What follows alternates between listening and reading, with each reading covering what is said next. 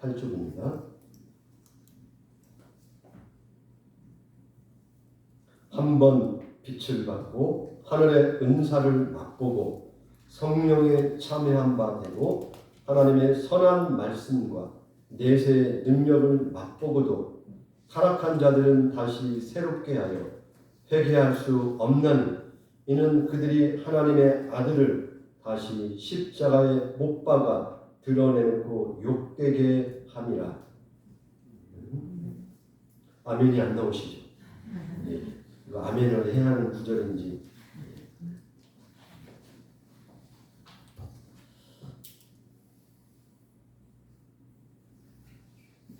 중대한 발표가 있는데, 저희 집에는 강아지가 한 마리가 있습니다. 이름은 돌입니다. 돌이라는 이름을 왜 졌을까요? 아무쪼록 개의 도리를 잘 하라고, 그 개의 도리를 잘 감당하며 살으라고 그 이름을 돌이라고 했습니다. 그런데 제가 저희 집 강아지 돌이에게 친절하게 말을 하고 또 어떻게 보면 잘 쓰다듬어주고 조그마한 간식이라도 주려고 하고 잘 대해주고 그리고 제 아들이나 우리 딸들에게 퉁명스럽고 친절하게 말을 하면 제 아내가 이렇게 이야기합니다. 여보, 도리에게 친절하게 말하는 것처럼 좀 애들에게 이렇게 말해줄 수 없어? 이렇게 이야기합니다. 그러면 제가 이런 생각이 들죠. 내가 강아지보다도 애들한테 못하나? 강아지에게 해드리는 것보다도 못하나? 이런 생각이 듭니다. 그런데 제 안에는 이 생각이 있는 거죠. 강아지에게 제가 요구하는 게 있는 것이죠. 그러면 어떤 걸까요? 강아지야, 돌이야, 너는 더 온전해지고 훌륭해져야 한다. 너는 새로운 인격을 쌓아야 되고 예수 그리스도의 중요한 믿음의 수준으로 너를 네가 자라야 한다라고 제가 이 강아지에게 요구를 할까요? 그러지 않죠. 그런데 제가 우리 아들과 딸들에게는 어떤 요구를 할까요? 강아지에게 하는 요구. 너 똥 쌀 자리 가서 싸 라는 요구를 우리 아이들이 할까요? 너 간식 주워 던져줄 때 침 흘리지 말고 똑바로 먹어 이런 걸 요구할까요? 제가요? 저희 아이들에게 저희 아들 딸들에게 요구하는 것은 동물과 다른 수준의 것을 요구할 것입니다. 그래서 어떤 의미에서 저희 집 강아지 도리에게 어떤 의미에서 친절하게 대하고 잘 편안하게 대하는 것처럼 저희 아이들에게는 못 대할 수도 있다는 것입니다. 좀 더 엄격하고 어떤 엄중한 표현을 쓰게 된다는 것이죠.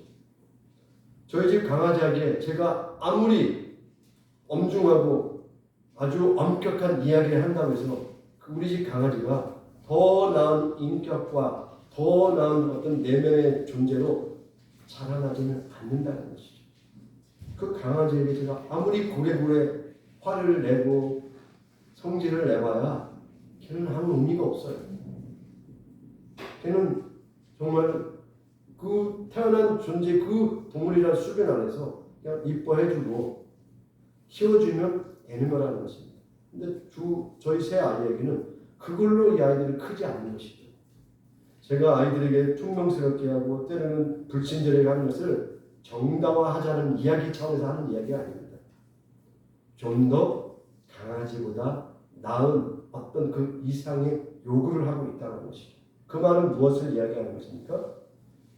단순한 애완동물이 아닌 저의 아들, 딸이고 제 DNA를 받았고 하나님의 형상을 그대로 입은 존재이기 때문에 하나님이 원하시는 그 수준의 것을 이야기하고 요구를 하게 된다는 것입니다.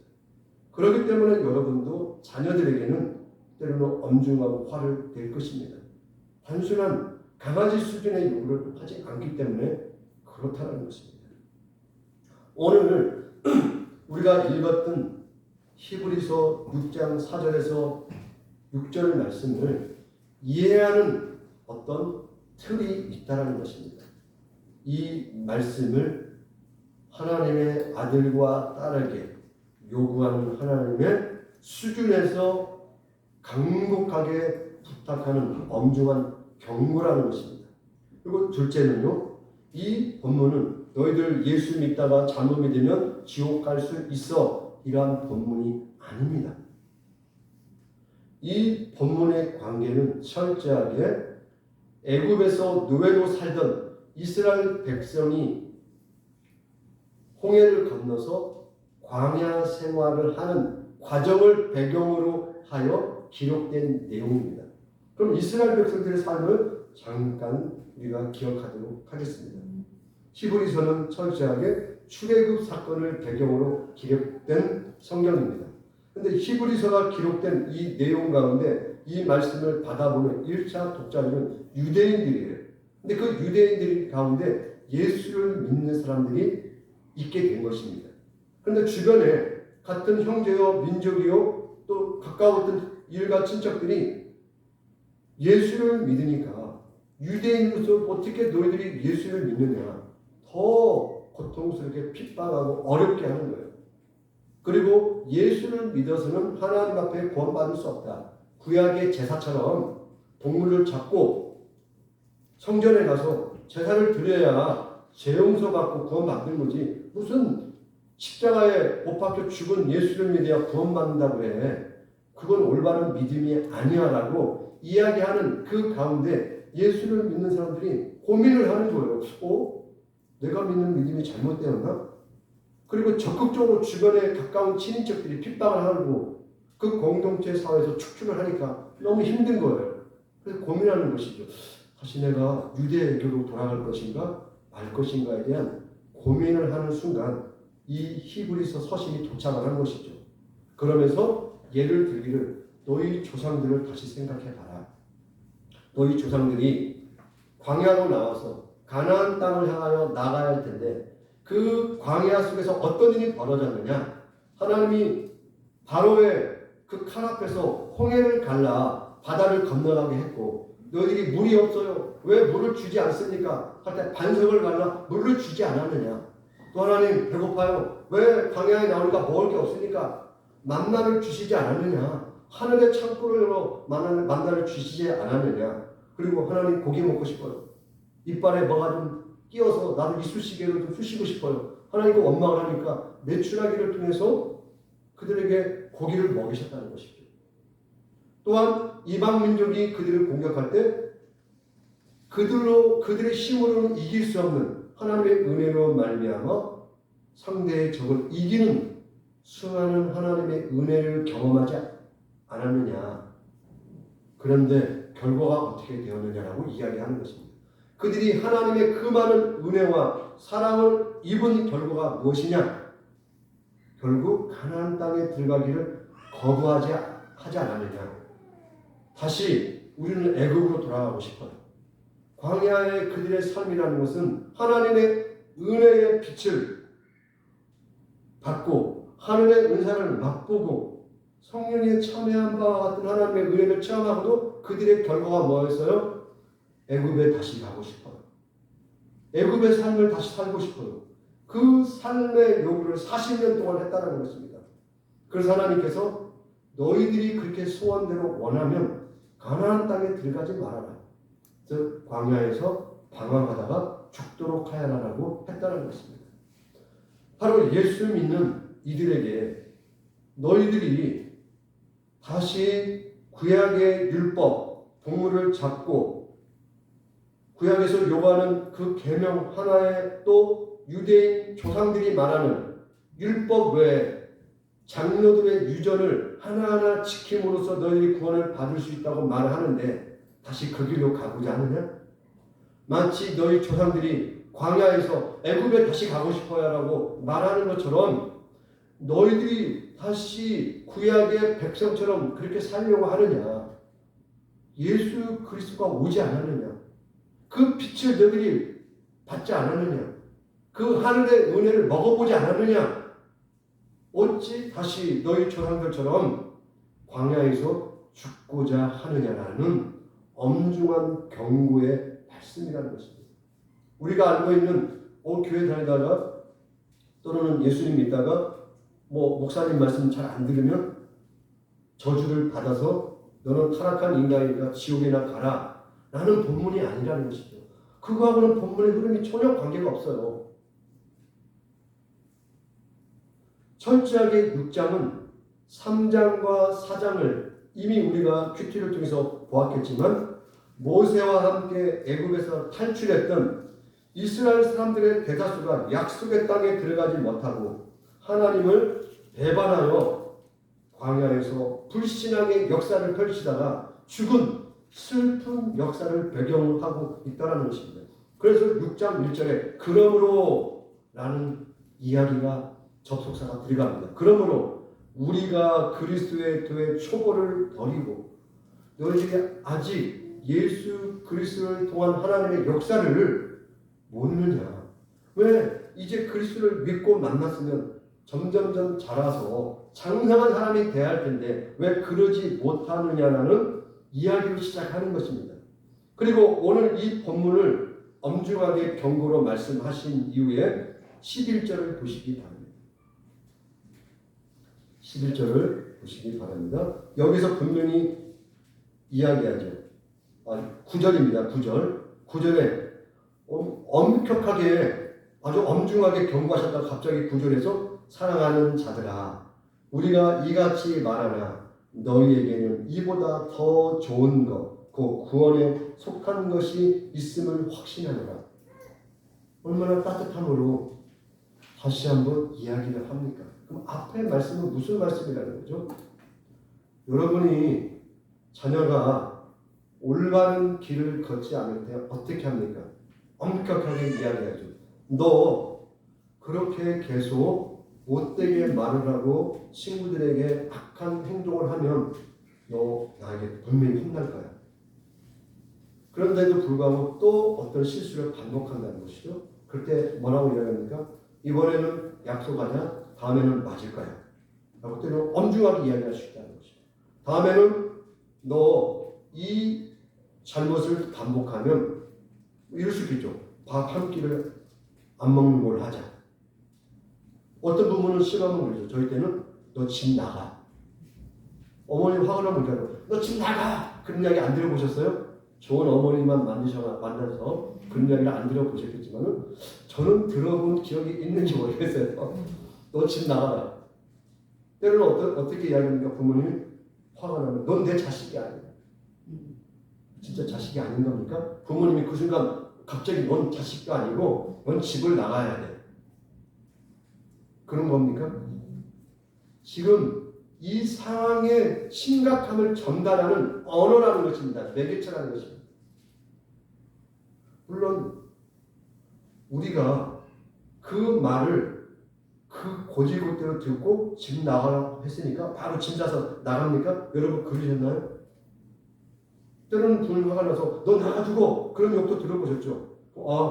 내가 지금 당장 나가서 1시간 안에 죽어야 하는구나. 죽습니까? 부모님이 이 문제에 대해서 이렇게 심각하게 생각하고 있다라고 생각을 하죠.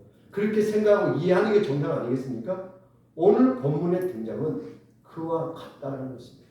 그런데 하나님이 그런 엄중성과 경고만 말씀하시는 게 아니라 결국은 사랑으로 타이르신다는 것입니다. 사랑하는 자들아 우리가 이같이 말하나 이렇게 말을 했으나 내가 앞에서 참 너희들 마음의 두려움과 심각함으로 말하지 않았느냐 이렇게 말하나 너희에게는 이보다 더 좋은 것 구원에 속한 게 있지 않느냐 그리스도께서 너희에게 그 은혜를 주시지 않았느냐 이걸 내가 확신한다. 나는 예수님이 너희를 붙드심을 확신한다. 그래서 너희들이 그 믿음으로 나가는 걸 나는 믿는다라고 지금 오히려 이 말씀을 통하여 구원의 확신과 구원의 든든함을 이야기하고 있다는 것입니다. 그러나 오늘 성경에서 이야기한 이런 심각함이 등장한 배경을 우리는 좀 더 구체적으로 볼까 합니다.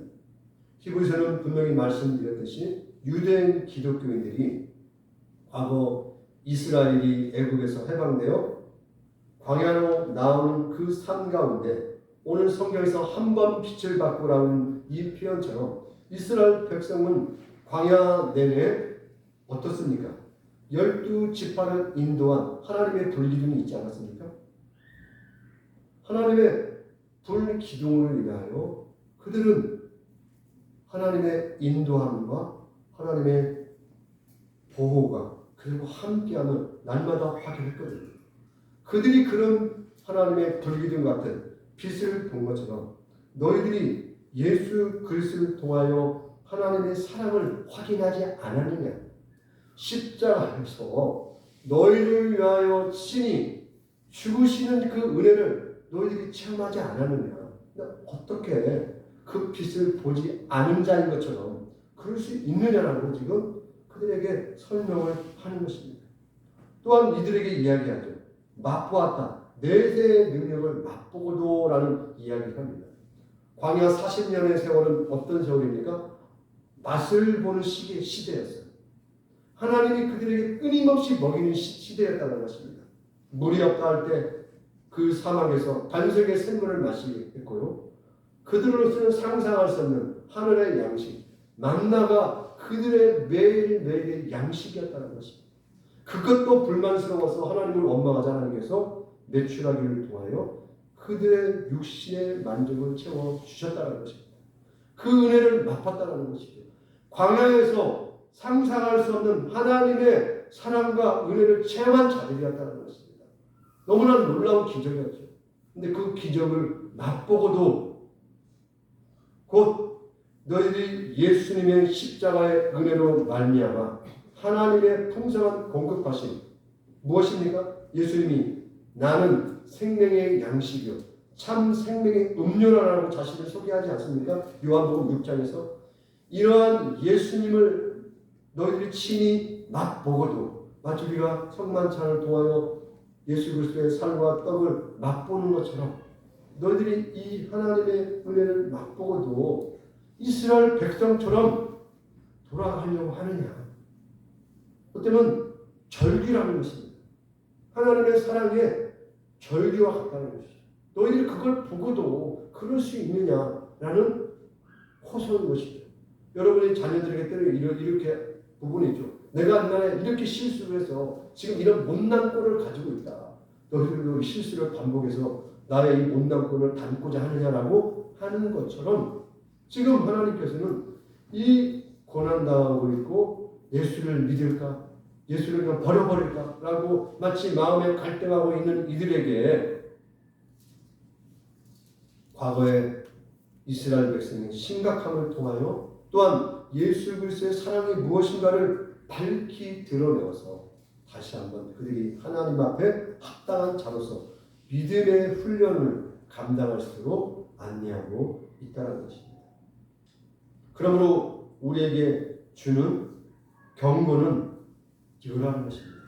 믿음의 이 참회의 여정을 포기하지 말라라는 것입니다. 그래서 히브리서 11장이 등장하는 것입니다. 히브리서 11장에 우리는 믿음의 장이라고 하잖아요. 히브리서 11장을 통하여 등장하는 많은 인물들을 보십시오. 저는 여기서 삼손이 등장할 때 제일 이해가 되지 않았습니다. 삼손이 믿음의 모범이야? 그 삼손을 통하여 도대체 무엇의 믿음을 우리가 기억할 수 있을까?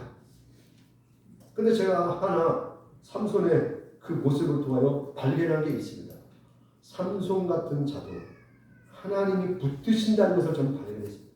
삼손 같은 자를 통해서도 하나님이 일을 하시는구나. 믿음의 내용에는, 믿음의 역사에는 이러한 신비한 하나님의 사랑이 담겨져 있구나. 우리는 삼손을 생각하면 그저 힘쓰는 거, 와 대단하다 이걸 생각하지만 삼손은 그 힘과 능력을 통하여 무엇을 했습니까? 평생 여자만 쫓아다녔던 사람이에요. 그렇지 않습니까? 무엇을 했습니까? 하나님이 주신 그 힘으로 그거 외에는 한 게 없어요. 마지막 블레셋에게 잡혀서 눈이 뽑히고 머리가 깎여서 죽음 앞에서 하나님 나에게 마지막 힘을 주십시오. 그래서 그 블레셋 바벨 신전을 두 기둥을 무너뜨려서 그 우상을 숭배하는 자들과 함께 자기의 마지막 목숨을 하나님 앞에 드린 것밖에 없다라는 것입니다. 우리가 삼손처럼 뭐 비교한다는 게 좀 이상할 수 있지만 삼손처럼 하나님 앞에 부름 받았어요. 그런데 삼손과 같은 기대가 많은 새로운 믿음의 기대주 아닙니까? 이스라엘의 기대주. 이스라엘의 새로운 믿음을 세우고 이스라엘의 이 신미제 같은 불쌍한 국가적 운명을 변화시킬 수 있는 능력을 받은 자잖아요. 그를 향한 사람들의 기대가 많았겠지만은 우리에게 그런 기대가 있을 수도 있죠. 근데 그 기대에 미치지 못한 우리의 못난 부분과 연약함이 있을 수 있어요. 오늘 히브리서에 등장하는 자들처럼 하늘의 빛을 보고 맛을 보고도 우리가 팔팡질팡할 수도 있다는 것입니다. 그런데 하나님이 그와 같은 삼손 같은 자를 통해서도 일을 하시는 걸 기억할 필요가 있다는 것입니다. 그런데 그 마지막이 유쾌하지는 않죠. 삼손이 기도하면서 자기 죽음으로 마지막 하나님 앞에 충성을 했죠. 삼손 어떻게 보면 눈물 나는 소설을 말하자면 이런 소설도 있을까라고 하는 내용처럼 끝났는데 하나님은 어떻게 평가를 합니까? 믿음으로 산 자라고 인정하신다는 것이죠. 하나님이 우리를 하나님의 어떤 기준에 의해서 1에는 1, 2에는 2 하듯이 심판하실 수 있겠죠. 우리가 한 그대로 100% 원칙대로 율법의 잣대로 심판할 수 있겠죠. 그 심판에서 살아남을 수 있는 자가 누가 있겠습니까? 우리는 나름대로 하나님께 불만이 있을 수 있죠. 하나님 이럴 수 있습니까? 이건 마음에 안 듭니까? 많은 것들을 하나님 앞에 우리의 원망을 얼마든지 펼쳐낼 수 있을 것입니다. 그러나 그 또한 우리가 하나님 앞에서 어떤 명세표, 영수증 같은 걸 제출할 수 있겠죠. 그러나 하나님이 우리 앞에 제출하는 영수증이 있다면 내가 내놓는 하나님 앞에 영수증과 하나님이 내 앞에 펼쳐놓는 그 영수증을 비교해 보시기 바랍니다. 어떤 게 크겠습니까? 우리는 살아남지 못할 것입니다. 오늘 이 본문의 말씀처럼 너는 타락한 자야. 다시 하나님 앞에 돌아올 수 없으라고 우리는 그렇게 내버림을 당해도 정말 한마디도 원망이나 변명할 수 없는 자가 될 수도 있다는 것입니다. 그런데 오늘 이 성경에서 약속하는 게 뭡니까? 그 빛이라는 게 뭡니까? 예수 그리스도의 빛이라는 게 무엇일까요? 우리를 용납하시고 사랑하시는 하나님의 무한하신 우리로 측정할 수 없는 우리 인간의 생각으로는 그 넓이와 깊이를 잴 수 없는 하나님의 신비의 사랑이 우리를 붙들고 있다는 것입니다. 그 신비의 사랑이 우리에게 호소를 하고 있는 것입니다. 그러나 우리가 여기서 하나 분명히 해야 할 부분이 있습니다. 우리가 예수님을 인격적으로 만나고 또한 우리 일상의 삶 속에서 우리의 삶을 그럼에도 불구하고 마치 무신론자인 것처럼 일상의 삶 속에서 실천적 무신론자처럼 산다고 하나님께서 그냥 무작정 이쁜 내 새끼, 내 강아지 이렇게 하지 않는다는 것을 기억하시라는 것입니다. 오늘 이 엄중한 경고에는 무엇을 포함하냐면 히브리서 12장의 내용이 다 등장을 합니다. 징계라는 이야기가 나옵니다. 이 징계는 단순히 뇌로 채찍질하는 그런 내용입니다. 훈련의 내용을 이야기합니다. 훈련을 시키겠다는 것입니다. 하나님이 원하시는 자리까지 연습을 시키겠다는 것입니다. 이들에게는 어떤 연습의 공간이 주어진 겁니까?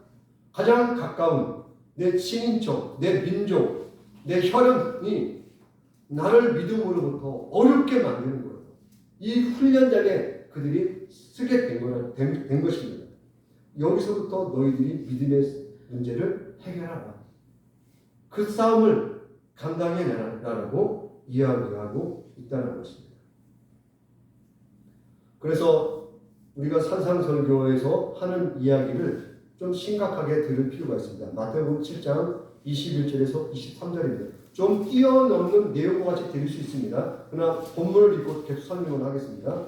마태복음 7장 21절에 나더러 주여 주여 하는 자마다 다 천국에 들어갈 것이 아니요 다만 하늘에 계신 내 아버지의 뜻대로 행하는 자라야 들어가리라. 그날에 많은 사람이 나더러 이르되 주여 주여 우리가 주의 이름으로 선지자 노릇하며 주의 이름으로 귀신을 쫓아내며 주의 이름으로 많은 권능을 행하지 아니하였나니까 하리니 그때 내가 그들에게 밝히 말하되 내가 너희를 도무지 알지 못하니 불법을 행하는 자들아 내게서 떠나가라 하리라. 지금 이 사람들은 기독교에 대한 어떤 경험을 갖고 있습니다. 그럼에도 불구하고 그 경험이 2차적이거나 간접적인 사람들이라는 것입니다. 그들은 보니까 봉사도 하고요, 가르치기도 하고요, 어떤 능력을 사용할 수 있었지만 진정으로 예수님의 소유가 된 사람이 아닙니다. 그런 사람들에 대해서 성경은 타락한 자들은 다시 새롭게 할 수 없나니라고 하는 우리가 방금 읽었던 히브리서 6장 6절의 말씀처럼 엄중하게 전달되는 말씀이라는 것입니다. 할 수 없나니라는 말은 이 단락에서 전체 단어 가운데 사실은 6장 4절에서 6절 있잖아요. 헬라어는 원하는 가장 중요한 말을 앞에다가 씁니다. 문법을 초월해서. 헬라어 성경을 보면 4절 초두에 할 수 없나니라는 말이 먼저 등장을 하고 나서 뒤에 있는 문장이 쭉 나옵니다. 이 표현이 뭘까요? 교회에 단순히 속한 사람들이 예수님을 거부한다면, 곧 예수님으로 말미암아 새롭게 허락된 구원의 길을 거부한다면, 그걸 구체적으로 우리의 일상 속에 확인하면 신천지처럼 성경에 없는 예수 외에 다른 존재를 예수님인 것처럼 착각하고 때로 유혹되어서 그렇게 크게 진실이냐 믿는다면, 또한 예수님의 십자가와 무관한 그의 인생의 행보를 한다면, 그런 의미에서 예수님과 전혀 관계없는 인생의 어떤 삶의 중심을 둔다면, 그런 의미에서 타락을 한다면 다시 새롭게 하여 회개할 수 없다는 의미를 가지고 있다는 것입니다. 이 말은 성령을 회방하는, 곧 성령은 내 안에서 예수 그리스도를 증언하잖아요. 예수 그리스도가 나를 향하여 무엇을 이야기하고 우리에 대한 하나님의 뜻이 무엇인지를 설명하시는 분이잖아요. 그 예수 그리스도를 거부한다는 것은 성령을 회방하는 것이고 예수 그리스도를 거부하는 것입니다. 그렇단다면 그가 교회에 속하여, 또한 유대인의 어떤 무리에 속하여 귀신을 쫓아내고 어떤 신비로운 일을 할지라도 하나님은 그들을 향하여 나는 너희를 모른다라고 할 수 있다는 것입니다. 그건 하나님의 일이 아니라는 것입니다. 처음부터 하나님과 무관한 일이라는 것입니다. 하나님의 백성의 일이 아니라는 것입니다. 그 이야기를 하시고 있다는 것입니다. 하나님을 신뢰를 포기하고 하나님의 권위와 하나님이 주시는 구원을 부인하고 하나님께 예배하기를 거부한다면, 그런 의미에서 그리스도인들이 유대교로 다시 돌아가서 동물 제사를 드리고 조상의 유전에 따라서 안식일에 무엇을 하지 않으면 나는 구원을 받을 수 있어. 바리새인처럼 서기관처럼 나는 금식을 했어. 나는 마음으로 음욕을 품지 않았어. 그렇다면 난 당연히 구원을 받아야지. 이러한 모습으로 돌아가겠느냐? 구약의 약속을 성취하신 율법의 완성이신 예수님과 무관한 너희 힘으로, 너의 의로, 당신들의 노력으로 구원을 받을 수 있을 것 같은가? 사실 옛길로 돌아가겠는가? 옛길로 돌아갔다면 그렇다면 너희들은 어떻게 되느냐? 구원을 받을 수가 없느니라. 그렇게는 구원의 길이 없느니라. 이걸 강조하는 것입니다. 예수님의 삶과 죽음이 지닌 구원의 은혜와 우리가 의미를 부인하는데 너희들이 그것을 위해서 다시 유대인으로 간다면 어떻게 너희들이 무서운 결말을 피해갈 수 있겠느냐. 엄청난 경고를 하고 있다는 것입니다. 우리는 그런 불신앙의 존재로 마치 그와 같은 존재인 것처럼 그들과 우리는 마치 방불하는 자인 것처럼 살아서는 되지 않음을 간곡하게 부탁하고 있는 말씀이라는 것입니다. 오늘 성경을 통해 또 한 가지 좀 예를 볼까 합니다. 마태복음 19장 26절에 부자 청년 관원이 등장합니다. 이 청년의 질문이 무엇입니까?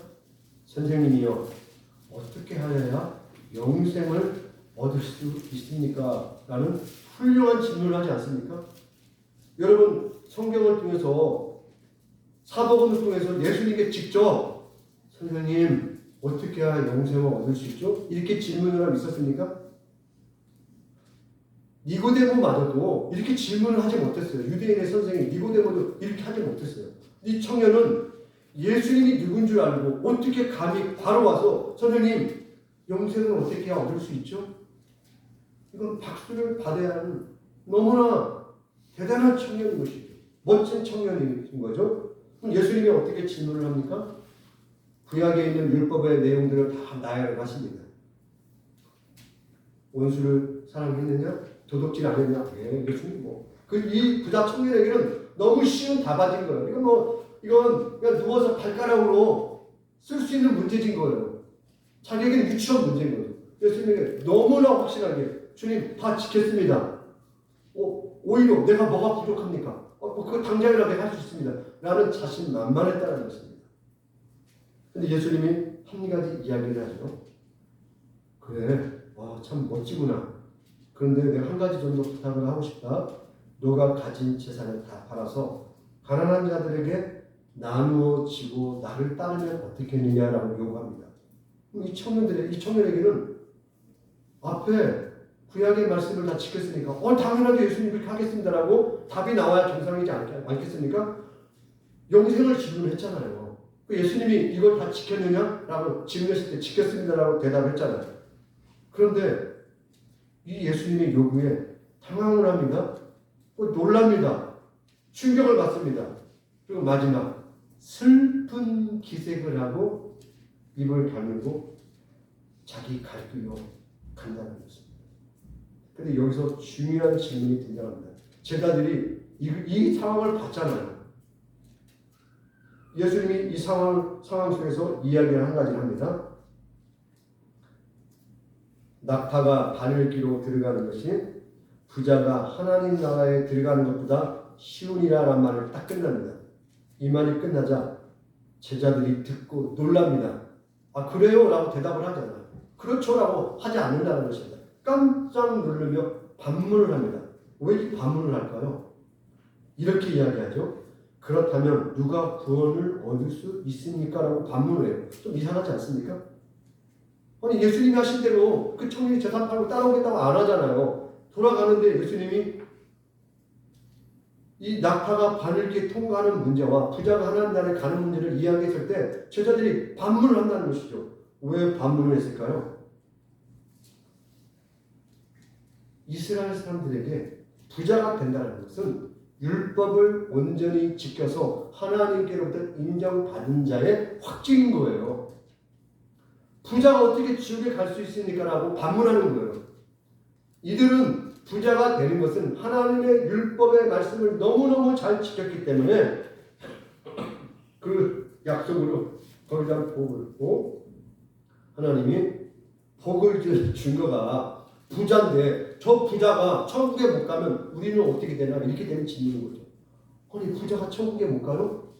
그럼 우리는 지옥에 가는 것은 당연한 거예요? 이런 질문과 같다는 것입니다. 그러면 예수님의 말씀은 무슨 말씀일까요? 그가 율법을 지켰다고 이야기했잖아요. 율법의 내용이 뭡니까?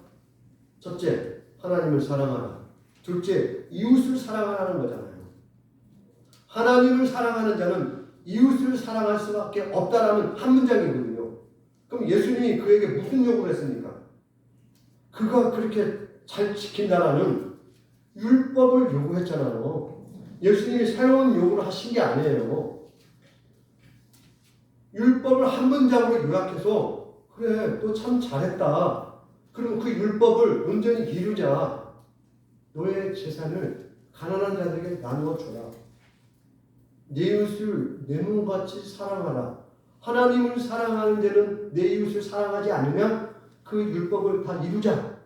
그리고 우리 하나님을 따르자라고 이야기했다는 것입니다. 다른 이야기를 하신 게 아니에요.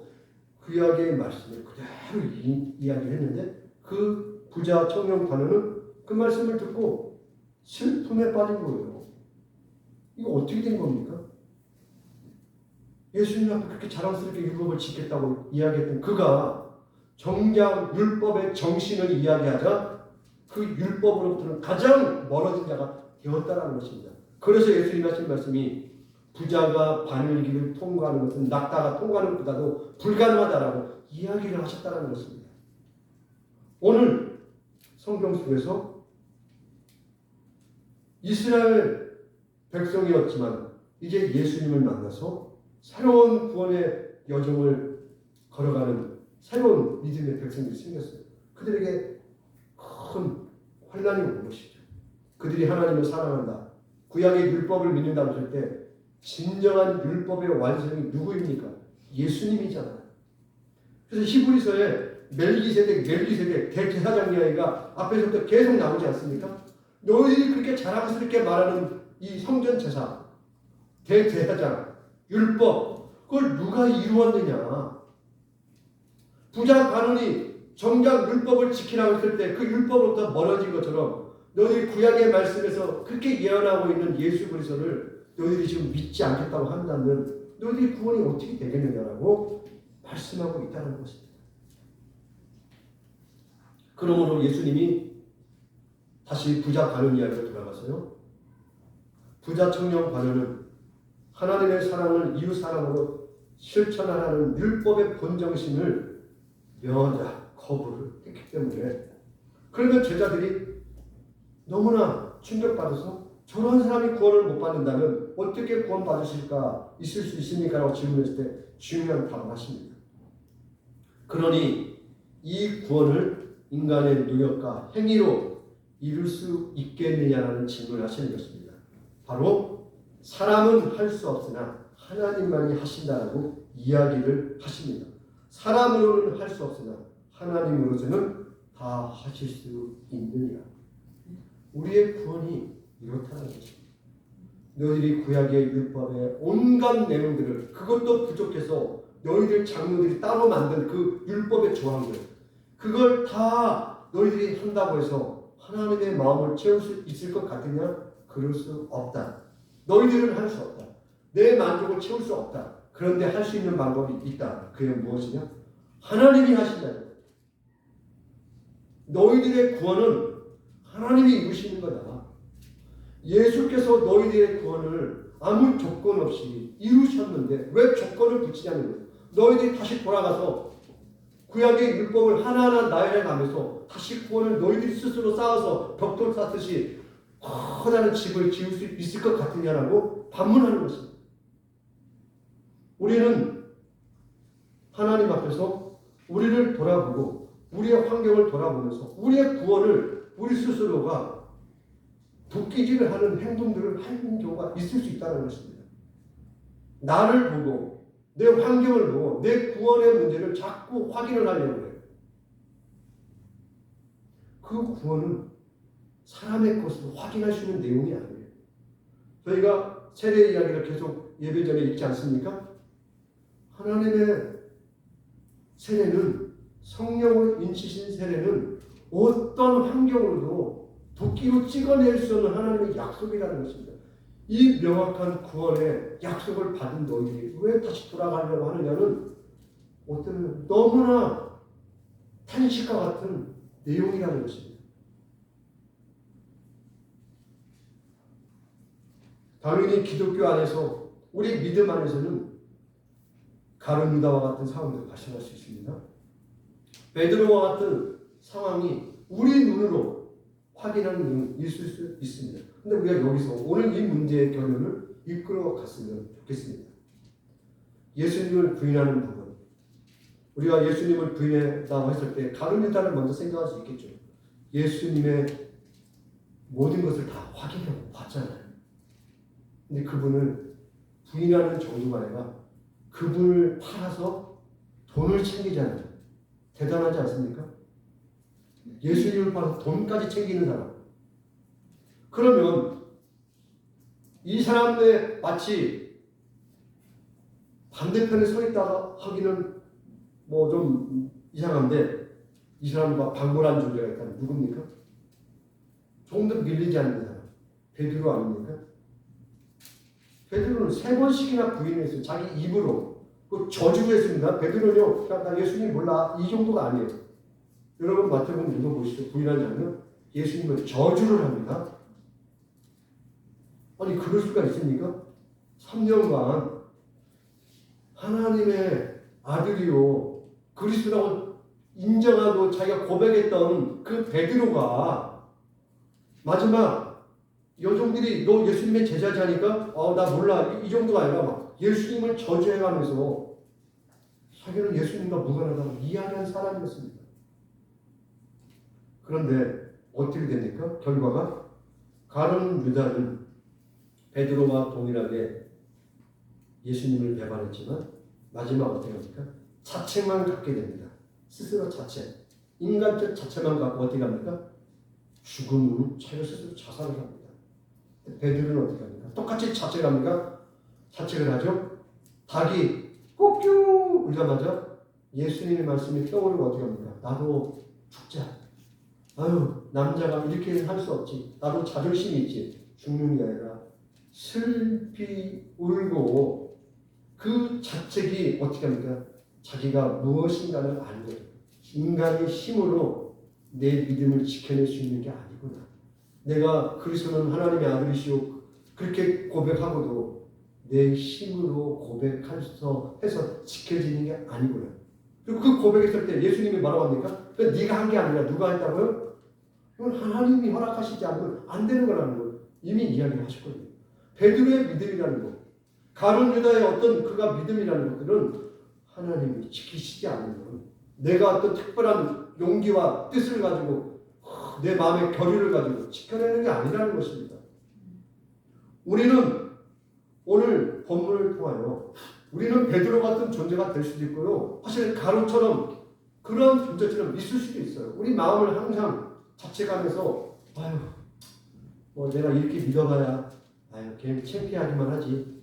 나름대로 그렇죠. 누가 교회 다니는 사람 욕이나 하니까 그냥 뭐 예수님 나 같은 사람 뭐 믿어도 별것도 없을 것 같고 뭐 믿으나 안 믿으나 똑같은 것 같은데 그냥 뭐 대충 하다가 이렇게 하다가 끝마쳐야지라고 할 수 있다는 것입니다. 이건 가룟과 같은 사람인 것이죠. 그런데 부족하죠. 때로는 야 너도 예수 믿냐? 좀 똑바로 좀 믿으라고 안 믿는 자들이 나에게 그렇게 할 만큼 부족할 수 있지만 그 자책감이 내 안에 떠오르지만 그리스도 앞에 나오는 거.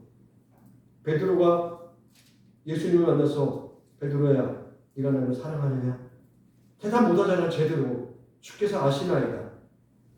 내 마음과 다르게 내 현상을 봤을 때는 부인할 수밖에 없는 내 이 연약함. 주님 믿는다고 하면 죽인다고 하는데 내가 어떻게 합니까? 근데 내가 그렇다고 해서 주님과 무관하고 나는 주님과 영원히 떨어지고 싶다라고 소원한 건 아니지만 내 상황이 예수를 믿으면 죽인다고 하는데 내 이 부족함을 내가 주님 뭐 어떻게 말을 합니까? 베드로야 네가 나를 사랑하느냐? 3번 물을 때 얼마나 죽음에 숨고 싶었겠습니까? 우리가 그런 거 아니겠습니까? 오늘 이 히브리서를 읽고 있는 사람들의 상황이 베드로의 상황이라는 것이죠. 너 예수를 믿어? 죽고 싶어? 너 이 가문에서 쫓겨나고 싶어? 내가 너에게 주려는 유산 다 걷어버릴 거야? 우리 유대인 공동체에서 쫓아내버릴 거야? 그건 죽음이거든요.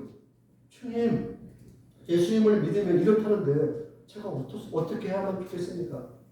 나 주님 좀 떠나면 안 됩니까? 너무 힘듭니다. 우리 고백에 이게 다 있는 거 아니겠습니까? 우리 현실 속에서는. 그러나 오늘 성경에서 곳곳에서 강조하는 게 무엇입니까? 하나님은 우리 연약한 믿음을 자신의 통한 은혜로 하나님 스스로의 맹세로 우리를 붙들고 있다는 것을 누누이 약속한다는 것입니다. 너희들이 나를 붙들어서 붙들어지는 게 아니라는 것을 계속 말씀하십니다. 그리고 우리가 하나님을 소망하고 향하여 가는 동안 흔들리고 넘어질 수 있다는 것입니다. 그런데 그 넘어짐이, 흔들리짐이 하나님으로부터 영원한 불의를 가져올 수 없다는 것입니다. 성경은 그걸 명확하게 이야기하십니다. 분리가 일어나는 것은 하나님의 한계가 드러나는 것입니다. 하나님은 전능한 분이 아닌 것입니다. 우리에게 허락된 구원은 온전한 구원이 아닌 것입니다. 결함이 있는 구원이 되는 것입니다. 하나님이 우리에게 허락하신 은혜는 앞을 향하여 전진하게 하고요. 우리가 성숙함에 이르도록 우리를 인도하는 하나님의 구원이라는 것입니다. 그 말은 우리의 구원은 자라나는 구원이라는 것입니다. 성숙을 향하여 오르는 구원이라는 것입니다. 그 과정에 훈련이 있습니다. 어려움이 있습니다. 이 어려움에 우리의 구원의 본질을 스스로 덮기질하는 일이 있어서는 안 됩니다. 또한 내가 할지라도 그런 불신앙적인 것을 할지라도 하나님이 반드시 똑바로 우리를 바로 세워주실 것입니다. 우리는 이 믿음으로 부름받은 자리라는 사실, 이 믿음 안에 우리 소망이 있다는 이 사실을 기억하셨으면 좋겠습니다. 하나님이 영원한 당신의 끈으로 그리스도와 우리를 하나로 묶으셨다는 사실을 기억했으면 좋겠습니다. 이 믿음의 용기를 가지고 살아내시는 우리 모든 성도님이 되시기를 주님의 이름으로 간곡하게 부탁드립니다. 기도하겠습니다. 하나님 아버지, 우리는 베드로의 심정이 참 우리의 마음과 어쩌면 똑같은지라는 생각을 하게 됩니다. 주님을 모른다라고 할 수 없지만 세상의 환경은 너 예수 믿으면 죽는 거야. 너 예수 믿으면 너는 끝장이야라고 이야기를 하는 상황입니다. 그래서 주님을 잠시 뒤로 미루고 싶고 주님을 모른다고 하고 싶은 우리의 마음이 때때로는 우리 환경 속에서 나타납니다. 주님, 우리는 그때마다 주님 나 몰라요라고 부인하는 연약한 자들입니다. 정말 일상 속에서 마치 무신론자처럼 살 수밖에 없는 연약한 자들입니다. 그러나 이 구원 어떻게 우리 힘으로 이룰 수 있습니까? 주님이 말씀하신 것처럼 사람은 할 수 없으되 인간은 할 수 없으되 하나님이 하는 일이라. 주님, 우리를 그렇게 붙잡아 주옵소서. 하나님이 하신다고 하셨으니 예수님과 우리를 한 몸으로 묶어 주셨으니 우리의 구원을 이루어 주시고 완성하여 주옵소서. 이 믿음의 훈련의 과정 속에서 우리가 도망가지 않도록 붙잡아 주시고 인도하여 주옵소서. 예수님의 이름으로 기도합니다. 아멘.